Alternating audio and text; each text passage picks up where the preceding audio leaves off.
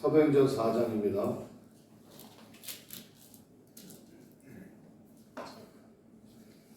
4장 1절부터 22절까지.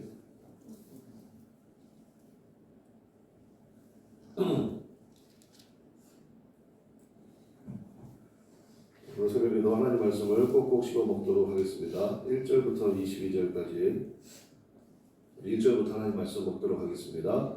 사도들이 백성에게 말할 때 제사장들과 성전 맡은 자와 사두개인들이 이르러 예수 안에 죽은 자의 부활이 있다고 백성을 가르치고 전함을 싫어하여 그들을 잡음에 날이 이미 저물었으므로 말씀을 들은 사람 중에 믿는 자가 많으니 남자의 수가 약 5천이나 되었더라. 이튿날 관리들과 장로들과 서기관들이 예루살렘에 모였는데 대제사장 안나스와 가야바와 알렉산더와 및 대제사장의 군중이 다 참여하여 사도들을 가운데 세우고 묻되 너희가 무슨 권세와 누구의 이름으로 이 일을 하느냐. 이에 베드로가 성령이 충만하여 이르되 백성이 관리들과 장로들아 만일 병자에게 행한 착한 일에 대하여 이 사람이 어떻게 구원을 받았느냐고 오늘 우리에게 질문한다면 너희와 모든 이스라엘 백성들은 알라. 너희가 십자가에 못 박고 하나님이 죽은 자 가운데서 살리신 나사렛 예수 그리스도의 이름으로 이 사람이 건강하게 되어 너희 앞에 섰느니라. 이 예수는 너희 건축자들의 버린 돌로서 집 모퉁이의 머릿돌이 되었느니라. 다른 이로서는 구원을 받을 수 없나니 천하 사람 중에 구원을 받을 만한 다른 이름을 우리에게 주신 일이 없음이라 하였더라. 그들이 베드로와 요한이 담대하게 말함을 보고 그들을 본래 형문없는 범인으로 알았다가 이상히 여기며 또 전에 예수와 함께 있던 줄도 알고 또 병나은 사람이 그들과 함께 서 있는 것을 보고 비난할 말이 없는지라. 명하여 공회에서 나가라 하고 서로 언론하여 이르되 이 사람들은 어떻게 할까. 그들로 말미암아 유명한 표정 나타난 것이 예루살렘에 사는 모든 사람에게 알려졌으니 우리도 부인할 수 없는지라. 이것이 민간에 더 퍼지지 못하게 그들을 위협하여 이후에는 이 이름으로 아무에게도 말하지 말게 하자 하고 그들을 불러 경고하여 도무지 예수의 이름으로 말하지도 말고 가르치지도 말라 하니 베드로와 요한이 대답하여 이르되 하나님 앞에서 너희의 말을 듣는 것이 하나님의 말씀을 듣는 것보다 옳은가 판단하라. 우리는 보고 듣는 것을 말하지 아니할 수 없다 하니 관리들이 백성들 때문에 그들을 어떻게 처벌할지 방법을 찾지 못하고 다시 위협하여 놓아주었으니 이는 모든 사람이 그 된 일을 보고 하나님께 영광을 돌립니다. 이 표적으로 병나은 사람은 40여서나 되었더라. 아멘.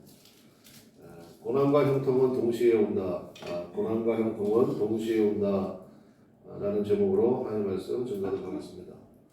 우리 사도행전 3장에서는 우리 어제 살펴봤죠. 나면서부터 안진병이 된 사람, 오늘 보니까 이제 이 사람의 나이가 나오네요. 40여세였대요. 40년 동안 한 번도 걸어본 적이 없는 사람이에요. 이 사람이 베드로와 요한 만났죠. 그때 베드로가 뭐라고 했습니까? 은과 금은 나에게 없다. 근데 나에게 있는 것을 너에게 준다. 그게 바로 뭐였습니까? 나사렛 예수 그리스도의 이름이었다는 거예요. 그래서 이름이에요. 여러분도 뭐 계약서나 이런 거 할 때 사실 여러분의 이름을 주는 거 아닙니까? 그걸 서명하잖아요. 서명 날인해서 나에게 동의한다. 사실 그거는 나의 전 인격을 건다. 뭐 이런 것과 다른 것이 아니지 않습니까? 그래서 나사렛 예수 그리스도의 이름에 권세가 있다라는 것입니다. 그래서 계속 기도하는 일들 우리 함께 말씀을 나눴잖아요. 그래가지고 뭐 온 백성들 앞에 정말 다 봤으니까 큰 은혜 부고 그렇게 일어났을 거 아닙니까? 그래서 오늘 4절 보십시오. 4절을 보니까 말씀을 듣는 사람 중에 믿는 자가 많으니 남자의 수가 몇 명입니까? 약 5천이래요. 약 5천. 처음에는 120명 모여 있었는데 마가다락방에 그 다음에 3,000명이 예수 그리스도 이름을 믿고 어찌할까 뭐 이렇게 했잖아요. 그때 3,000명, 여기 5,000명, 남자만 5,000명이니까 뭐 다 합치면 한 10,000명 되겠네요.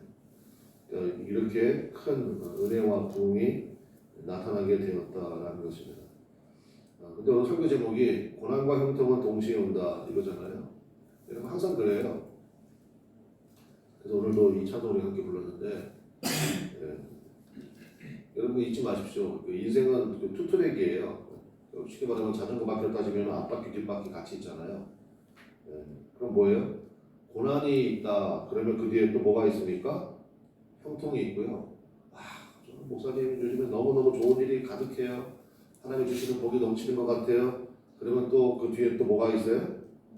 고난이 있다고요.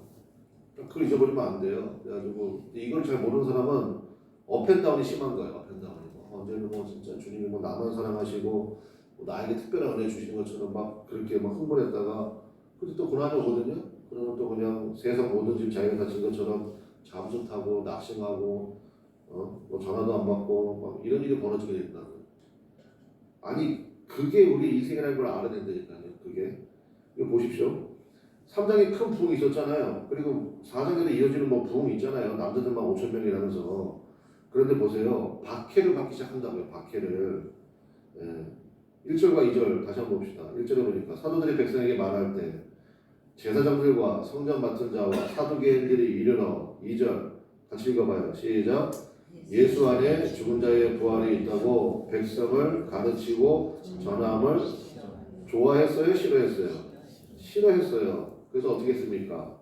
3절에 보니까 그들을 잡았어요. 날이 이미 저물었으므로 이튿날까지 가두었어요. 이게 구금 아니에요? 구금?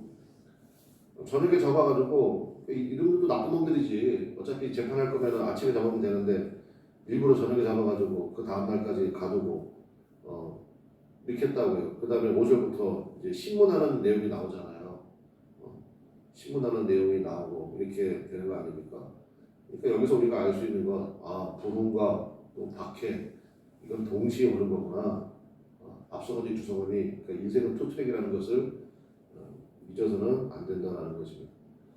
그리고 아까 사실 제가 2차도 부르려고 한 거 아닌데 새벽에 좀 이제 나와가지고 말씀 다시 한번 점검하고 그리고 무슨 찬송 부를까 하다가 딱 폈는데 2차전이 딱 펴지더라고.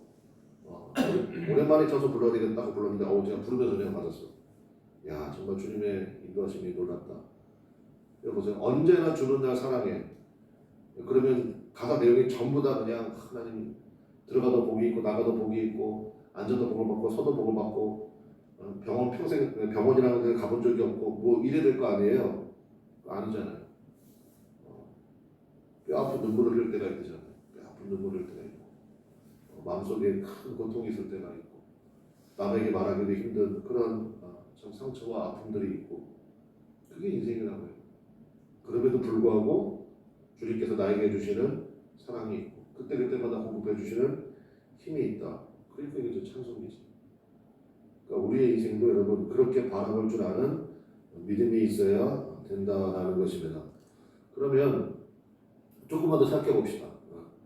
그러니까 고난과 형통이 동시에 온다 그랬잖아요. 그러면 여러분의 삶이 이렇게 바라봐야 돼요. 고난 이면에 있는 축복을 바라볼 줄 알아야 된다라는 것입니다. 한번 나눠 생각해 봅시다. 첫 번째는 고통의 뜻이 있다는 거예요. 우리 한번 따라해 볼까요? 고통의 뜻이 있다. 하나님께서 우리 머리카락 개수까지 다 아신대잖아요. 여러분 믿습니까? 그러면 예를 들어 내 삶에 어려운 일이 닥쳤어. 그게 뭐 경제적인 문제든 어떤 뭐 질병의 문제든 왔다고 칩시다. 그럼 그 고통에는 하나님의 뜻이 있다는 것을 알아야 돼요. 여러분 많이 들어보셨잖아요. 요셉이 엄청나게 고난당합니다. 젊은 나이가 얼마나 안 됐습니까? 그죠? 젊은 나이에 그 말도 많던 나라에 끌려와가지고. 근데 여러분 우리는 알고 있죠. 왜 요셉 스토리를 끝까지 다 알잖아 우리는. 근데 그 노예로 끌려온 게 사실 요셉에게는 복이었어요? 고난이었어요? 복이었잖아요. 사실은 하나님께서 요셉에게 특별 승진을 준비시키는 거 아니에요? 요셉 뭐 끌려가기 전에 꿈도 꿨다면서요. 13살인가 14살 때. 그래서 저는요 왜 우리 교회도 그 간단한 얘기 있지만 돌잡이 하잖아요. 돌잡이. 저는 돌잡이 별로 의미가 없는 것 같고 12살 때 13살 때가 굉장히 중요한 것 같아요. 제가 우리 누가복음 할 때도 거기 봤는데 예수님이 12살 때 성전에서요. 거기 성전 그 율법 전문가들하고 묻기도 하고 대답도 하시고 하는 장면 나오죠. 부모님도 다 내려갔는데 자기는 안 내려가고 있다가 부모님이 어이구 우리 아들 어디 갔어? 이런 찾아 그런 거 있잖아요. 몰라요? 아시죠? 근데 12살 때였거든요. 예수 12살 때 유일하게 나오는 거예요. 요셉도 12살, 13살 때 그 꿈꾼 거예요. 그러니까 저는 12살이면 몇 학년이야? 8, 9, 10, 11, 5학년, 6학년 때는 5학년, 6학년 때 이때가 굉장히 중요한 것 같아요. 그래서 어쨌든 그리고 요셉 그 사람의 고난이었지만 사실은 하나님의 승진 준비였고 뭐 총리, 서너 살에 총리 된 다음에 그 다음에 가족들 다 구원하고 뭐 기근 가운데 가족들 더 풍성해지고 뭐 그런 거 아닙니까? 성경 전체가 다 그런 얘기라고요. 하만, 그 에스더서에 나오는 하만의 위협, 뭐 우리 다 죽게 생겼다. 뭐그 외삼촌 모르드게 죽으면 죽으리라. 뭐 에스더가 고백하고 또 모르드게는 이때를 위해서 네가 왕비된 거 아니냐? 네가 이뻐서 된 게 아니야 절대로. 착각하지 마. 너에게 사명이 있는 거야. 그 똑같은 얘기죠. 아니 누가 왕비를 건드리겠어요? 야, 이 고난 가운데도 하나님이 나는 구원해 주시는구나. 할렐루야. 이러면 안 된다고요. 하나님께서 그렇게 형통케 하셨을 때는 거기에는 사명이 있는 거예요. 그래가지고 모르드게가 정확하게 얘기해 주잖아요. 너는 구원받았다고 안심하지 말아라. 하나님은 반드시 이 백성 구원하신다. 그런데 그 통로가 네가 되게 받는다. 그래서 그거 알아들었잖아요. 진짜 말 그대로 미모도 겸비하고 신앙도 겸비하고. 그래서 결국은 하만의 위협이 뒤집어졌다. 그래서 불임절이잖아요. 불임절. 뒤집어졌다 이런 뜻이 있거든요. 그래서 불임절 생긴 거 아닙니까? 여러분 그런 거 들어보셨죠? 총량의 법칙. 그죠? 총량의 법칙. 우리 세상에는 그 우리가 당하는 고난에 총량이 있다는 거예요. 총량. 그럼 좀 이렇게 한번 생각해 보면 어떨까 싶어요. 그래? 고난에 총량이 있어. 그러면 차라리 예수님 때문에 당하는 고난으로 채워버려야 되겠다. 어차피 총량이 있다 그러면 무슨 고난을 당할까 괜히 불안해하지 말고 그냥 예수님을 위해서 당하는 고난으로 아예 그냥 선점을 해버리자. 총량이 있다면서 좀 맞는 것 같아요. 그럼 아예 그냥 예수님 때문에 당하는 고난으로 예수님 때문에 점점 못 자. 새벽기도 그냥 채워버리고 그 다음에 예수님 때문에 좀 가는 헌금 좀 많이 좀 하고 좀 그러면 되는 거 아니에요? 그럼 어차피 고난 뒤에 축복이 있다면서요. 좀 그런 그 삶의 좀 자세, 태도 이런 게 굉장히 중요한 것 같아요. 또 한번 생각해 봅시다. 형통케 하실 때, 하나님께서 복 주실 때, 그럼 어떻게 됩니까? 아까 고통 뒤에 또 복이 있다고 했잖아요. 고통의 뜻이 있다고 했으니까. 그럼 형통케 하실 때는 함정에 빠지지 않도록 경계하는 마음이 있어야 되겠죠. 그렇죠?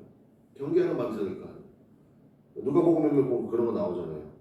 왕이 초청을 했다는 얘기가 나오잖아요. 잔치를 벌여놓고 초청을 했습니다. 근데 사람들이 안 와요. 안 옵니다. 주인이 물어보잖아. 왜 안 온다니? 그랬더니 어떤 사람은 소를 샀고 어떤 사람은 밭을 샀고 어떤 사람은 장가 들었고 이게 다 무슨 얘기예요? 세상 말 맞다나 잘 나간다는 얘기예요. 그리고 그 당시에 소는요 엄청난 재산이거든요. 소를 새로 샀대. 밭을 샀대. 요즘 말로 말하면 땅떼기 산 거 아니에요. 땅 뭐 아무나 삽니까? 그래서 돈도 좀 있고 그런 사람들이에요. 그다음에 장가 들었다. 그럼 뭐 인생에서 가장 행복한 순간이다 뭐 그런 거 아니에요? 그런 사람들이 전부 다 왕의 초청을 거절했잖아요.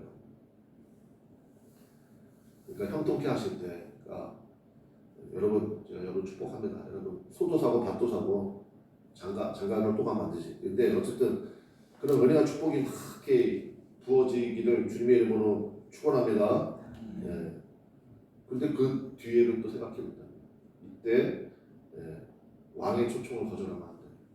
그러니까 반드시 부어주시는 은혜가 사명으로 연결되도록. 다시 한번요. 부어주시는 은혜가 뭐로 연결돼야 돼요? 사명으로 연결되도록. 빨리 그걸 선택해야 돼요. 그래서 경계하는 마음이 들니까 그래서 깨어있으라가 그 얘기예요. 너희는 항상 깨어있으라. 그때 그냥 정신 못 차리면요. 옛날에 그 뭐 소설 있었잖아요. 소설 제목. 추락하는 것들은 날개가 있다. 높은 데 있으니까 떨어지면 그만큼 충격이 크겠죠. 높은 데는 어떻게 올라갔어요? 날개가 있으니까 올라갔지. 날개가 뭐예요? 그게 세상만 따라 남들보다 뭐 돈이 많든지 권력을 가졌든지 지금 뭐 뉴스 보면 다 그거잖아요. 저러려면 뭐하러 대통령 했나? 이런 생각 안 들어요, 여러분? 인생 말로가 굉장히 비참해지고 그다음에 어떤 사람 뭐 국방부 장관에서 어제 뭐 자살 시도했다면서요. 그 전까지 되게 좋았을 거예요. 국방부 장관 뭐 아무나 하는 거 아니잖아요. 가족들 얼마나 또 자랑스럽겠어요. 자식도 그렇고 경계하는 마음이 없잖아요. 하나님을 두려우는 마음도 없고 백성을 두려우는 마음도 없고 그러니까 말로가 참 비참하죠.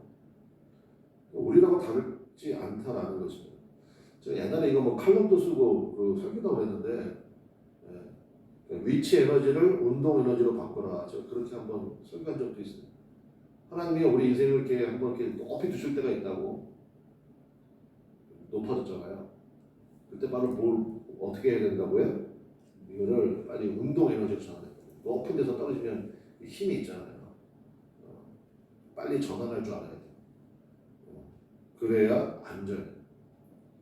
그러니까 형통케 하실 때는 깨어있는 마음이 필요하다. 이 두 가지가 다 있어야 된다는 거예요. 그래서 사장 이야기가 전부 그 얘기입니다. 부흥도 있고 동시에 박해도 있고 어려움도 당하고 하는 일들이 있더라라는 거죠. 근데 여러분 생각도 한번 가만히 돌이켜보면 그러지 않아요? 하나님 은혜 부어주실 때요 갑자기 막 몸이 아플 때가 있어. 그럴 때는 또 기도해야 되는구나. 또 이 은혜 받았다고 내가 또 오버하면 안 되는구나. 더 겸손해야 되는구나. 또 하나님 또 이렇게 힘들게 하실 때 있거든요. 그러면 이 고난 뒤에 또 하나님이 부어주시는 은혜의 길이 있겠구나. 그래서 낙심하지 아니하고 절망하지 아니하고 좀 더 밝게 기쁘게 이렇게 미리 반응할 줄 아는 것. 그러면요 이게 점점 깊어지고 넓어져요.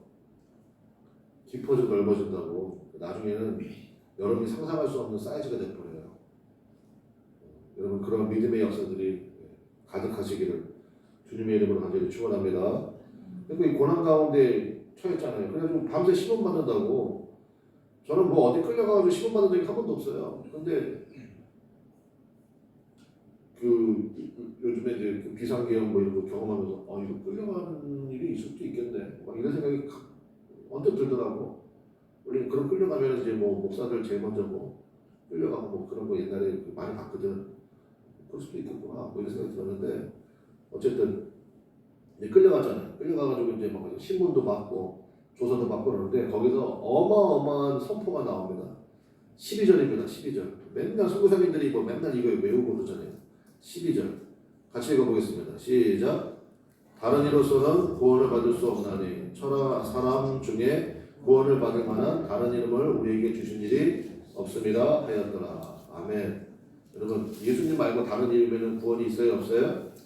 없습니다. 없어. 다른 이름으로서 구원이 없습니다. 모든 이단들은 거기다가 자꾸 뭘 집어넣는 거지.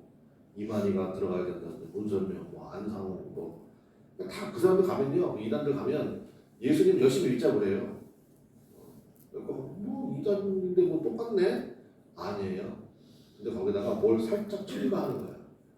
예수님도 믿고, 이만희도 믿고, 보혜사인 이만희도 믿고, 예수님도 믿고, 뭐 하나님의 증인인 뭐 안상홍도 믿고, 뭐 이런 식으로.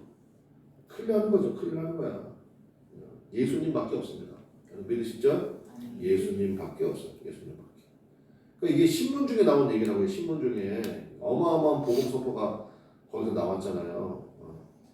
그리고 이제 위협하고 협박하고 그러는데 전혀 흔들림이 없어요. 18절 보겠습니다. 18절.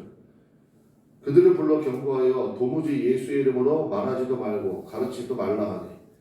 여러분 이 사람들은 사형권을 가진 사람들이잖아요. 예수님이 여기 시몬 받다가 빌라도에게 끌려가가지고 사형받은 거잖아요. 그 기억이 이 사람들에게 생생히 있을 거 아니야.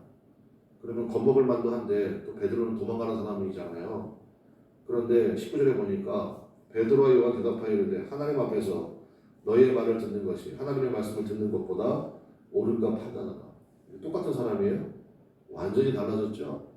깊어졌죠. 은혜의 폭이 넓어졌죠. 왜요? 성령 충만이 있었잖아요. 주님의 다스리심 안에 있었고 그러니까 실패와 좌절 이런 것들이 사실은 엄청난 양강이 된 거 아닙니까? 제가 한번 예전에 한번 그런 얘기 했던 것 같은데 이거 하고 설교 맞춰야 되겠네. 그 마가복음을 쓴 마가 있죠. 마가. 그 마가가 실패자였잖아요. 그 외삼촌인가 삼촌인가 그 바나바 쫓아갔다가 무서워요. 저 못하겠어요. 뭐 중간에 도망갔잖아요. 그러다가 아유 내 이러면 안 되지. 또 갔는데 바나바는 받아줬는데 누가 반대했어요? 바울이 반대했잖아. 그래서 둘이 엄청 싸웠잖아. 바나바와 바울이 둘이 엄청 싸웠는데 양쪽의 이야기가 다 뭐 맞겠죠. 그러니까 아무튼 바나바 바울이 그때 갈라져 버렸어요. 다시는 안 봐. 예수 믿는 사람도 싸우면 그렇게 무서운가 봐요. 다시는 안 봐. 제가 보기에는 바울이 잘못했지. 예. 그리고 마가는 또 얼마나 힘들었겠어요. 마음이 나 때문에 두 분이 협력해서 했으면 사역이 더 컸을 텐데 얼마나 참 상심했겠어요. 그런 마가를 누가 건졌습니까? 베드로가 건졌어요. 베드로가 비서로 삼았어요. 근데 왜 베드로가 비서로 마가를 삼았을까요? 그죠. 위로가 되잖아. 마가에게 완벽한 위로를 줄 수 있는 사람이 베드로. 야, 나는 너보다 더해. 걱정하지 마. 나는 예수님 3번이나 부인했어. 너는 아무것도 아니야. 완벽히 위로가 되죠. 그리고 베드로 옆에서 베드로가 어떤 베드로입니까? 예수님의 수제자 아니에요. 제자 중에서도 체험도 되게 많잖아. 그거 다 받아 쓴 거예요. 그래서 최초의 복음이 나온 거야. 그게 무슨 복음이에요? 그게 마가복음이잖아. 그게 마가복음이잖아. 여러분, 그러므로 여러분 그냥 우리 늘 고백하는 것처럼 내 자아는 죽고 오늘도 예수님만 붙드시기를 주님의 이름으로 간절히 축원합니다. 그러면 된다는 거예요. 그래서 구주와 함께 나 죽었으니 구주와 함께 나 살았으니 언제나 죽은 날 살아가서 언제나 나와 함께 하시고 그 다음에 내 마지막 가사 그죠? 영광의 그날에 이르도록 여러분 믿습니까? 영광의 그날이 우리 앞에 있습니다. 뭐 이렇게 뭐 좀 힘들고 어렵다고 낙심하고 뭐 의기소침하고 그럴 거 없잖아요. 영광의 그날이 우리 앞에 있는데 기도합시다.